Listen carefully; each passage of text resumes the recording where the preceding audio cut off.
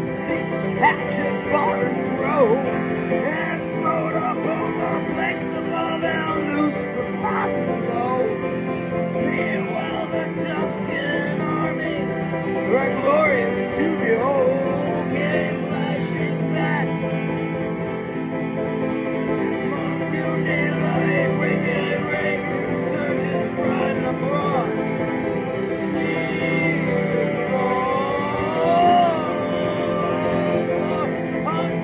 trumpets sounded, a peal warlike leads, that great host with measured tread, spears advanced and instant sped slowly towards the bridges headward, stood the dauntless three, and the three stood calm and silent, and looked upon their foe, and a great shout of laughter from all the vanguard rows.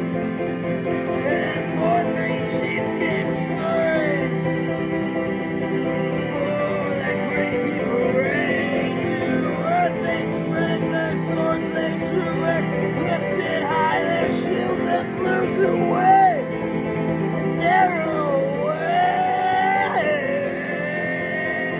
Horatius, green to Wherein, Lord of the hill of eyes, it says, whose 800 slaves thicken and help his mind, that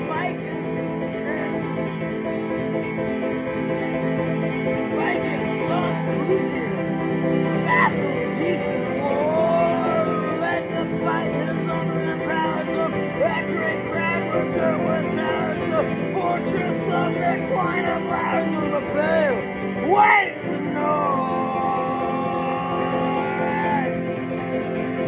Now Horatius hurled down Audis into the stream beneath, Herminius struck at Saius and clove him to the teeth, and Vicus brave Horatius got him one fiery thrust down the head, great Umbrian's gilded arms flashed with blood and dust, and Saius and Outness of Valerian rushed on the Roman three, and Lars of this Virgo, a rover of the sea,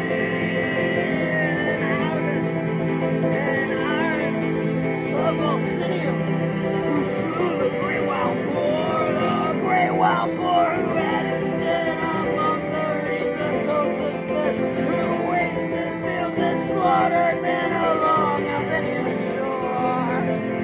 Yeah, Herminius smote down Aunus, Horatius laid out his blow, and right to the heart of Lausulus, Horatius sent the blow. Now lie there, he cried, fell pirate, no more aghast and pale of Ocean's walls, the crowd shall mark the track of thy destroying bark.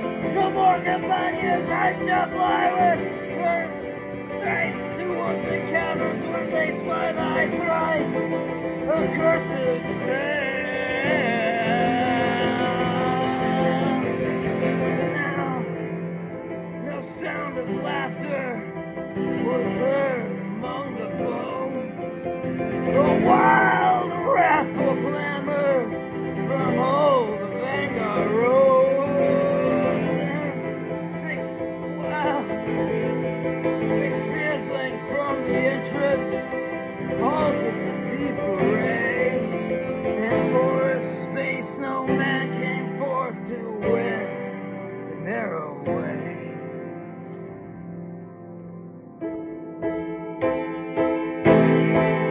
Hark! The cry is Astor, and lo, the ranks divide, and the great Lord of Luda comes in his sailing stride.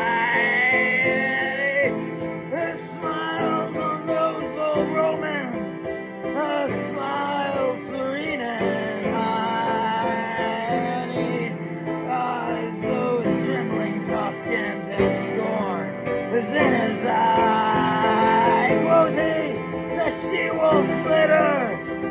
savagely at bay. But will ye dare to follow?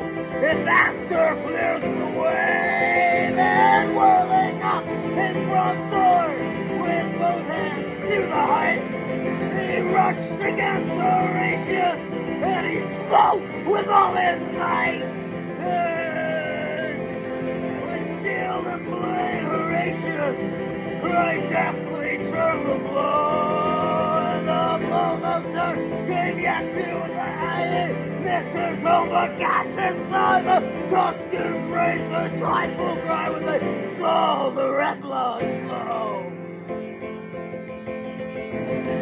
He reeled, and on Horatius he breathed what he didn't want breathing space, and like a wildcat mad with wounds, he sprang right at Astor's face. The hooty and skull and helmet, so fierce a thrust he sped, and the great, the good sword stood one hand breadth behind that Tuscan's head, and the great Lord of Luna fell in that deadly stroke, as falls on Mount Avernus the thunder-stricken oak. For the crashing forest, giant arms lie spread, and the pale auger's muttering low gaze on its blasted head.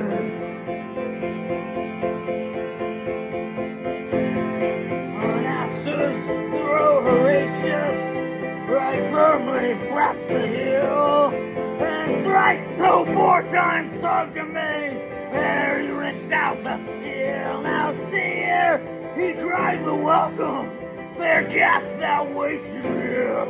One noble Lucumo comes next to taste our omen cheer.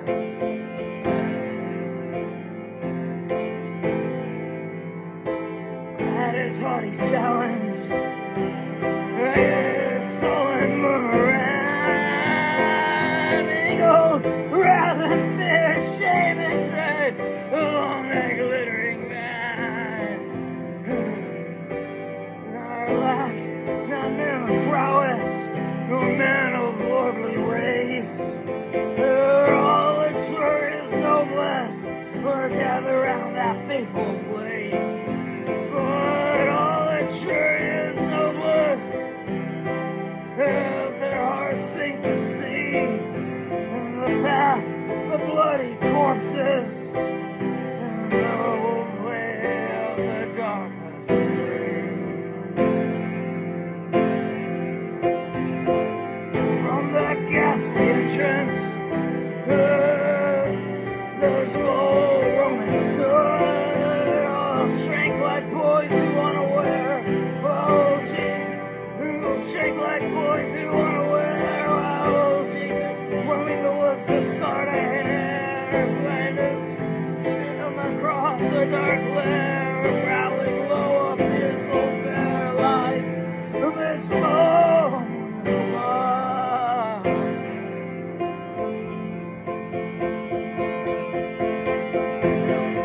There's none who will be foremost to lead such dire attack. And those behind cry forward, and those before cry back, and backwards now and forwards, and wavered that deep array,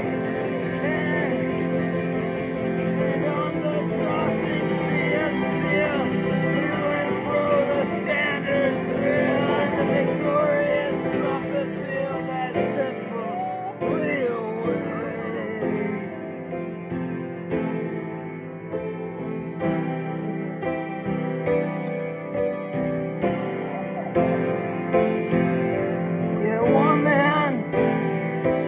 One moment strode out before the crowd. Well known was he to all the three, and they gave them greetings loud. Welcome, now welcome, Sextus, welcome to thy home. Why dost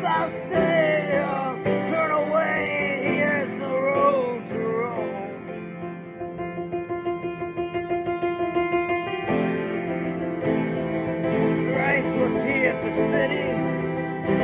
Now thrice low-key at the dead. Now thrice he came on in fury, and thrice he turned back and cried. And white with fear and hatred, he scowled at the narrow way. We're wallowing in a pool of blood, the braveness, Etruscans lay. But meanwhile, axe and liver had manfully been plied, and the bridge hangs tottering above that boiling tide. Come back, Horatius! Loud cried the fathers all, and Glacius back, Arminius, ere the ruins fall. Back darted Lartius, furious Lartius and Arminius darted back. As they passed beneath their feet, they could feel the timbers crack. And when they turned their faces, and on that further shore, they saw brave Horatius stand alone, they would have crossed once more. And with a crash like thunder, every loosened beam, and like a dam, the mighty wreck lay right athwart the stream. And a long shout of triumph rose up from the walls of Rome, as the highest turning tops was splashed with yellow foam. And like a horse unbroken, when first he feels the rain, the furious river struggled hard and tossed his tawny mane. And first the curve bounded, rejoicing to be free, whirling down in fierce career, battlement and plague and fear rush headlong to the sea. And alone is the brave Horatius, constant still in mind, and thrice 30,000 foes before the broad flood behind. And down with him, nightfall Sextus, with a smile on his pale face. Now yield to thee, cried Lars Porsena, yield thee to our grace. Around her he is not dating those graven ranks to see, and not spake he to Lars Porsena, to Sextus not spake he. And he saw on Palatinus the white porch of his home, and he turned to spake to the noble river that rolls by the towers of Rome. Oh, Tiber, Father Tiber, to who the Romans pray. Oh, Romans life, oh, Romans arms, take thou in charge of this day. And so he spake, and speaking, he sheathed the good sword to his side, and with his harness on his back plunged headlong to the tide. And now no sound of joy or sorrow was heard from either bank, but friend and foe in dumb surprise, parted lips and straining eyes, still gazing where he sank. And above the surges they saw his crest appear. Hail, Rome sent forth a rapturous cry, even the ranks of Tuscany could scarce forbear to cheer. But fiercely ran the current, swollen high by months of rain, and fast his blood was flowing, and he was sore from pain, and heavy was his armor, and spent with change and blow, and off they saw him sinking, and off hill again he rose. Now never I did ween a swim, never I ween did swimmer in such an evil case. such a raging flood sank to his landing place, but his limbs were borne up bravely by the brave heart within, and our good Father Tiber bravely bore up his chin. Now curse on him, oathful Sextus, will not that villain die? But for this day, at close of day, we should have sacked the town. Heaven help him, for Lars were saying, and bring him to the shore. For such a gallant feat of arms is never seen before.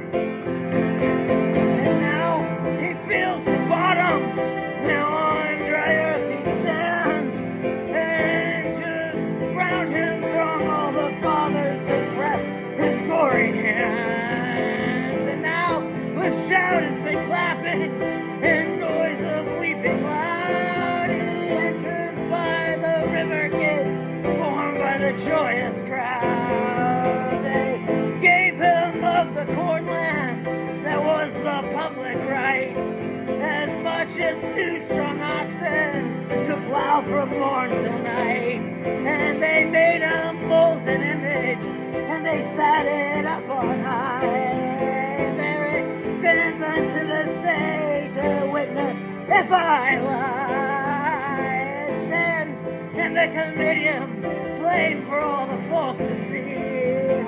Horatius in his harness, bended, halting on one knee, and underneath is written in letters all in gold, how valiantly he kept the bridge in the brave days of old. And still his name sounds stirring, none unto the men of Rome, as the trumpet blast that cries to them to charge the Volscian home. And wives still pray to Juno for boys with hearts so bold as those his who kept the bridge in the brave days of old. And in the nights of winter, when the cold north winds blow, as the howling of the wolves is heard amidst the snow, and round the lonely cottage roars loud the tempest din, and the good logs of Algidus were louder yet within. And when the oldest cask is open and the largest lamp is lit, when the chestnuts roast on the fire and embers and the kid roast on the spit, and young and old encircle around the firebrand's clothes, and the girls are weaving baskets and the boys are shaping bows, when the good man mends his armor and the good wife shut and the trims his helmet's plume, when the good wife shuttles merrily goes flashing through the loom, with weeping and with laughter still is the story told, how well Horatius kept the bridge in the brave days of old.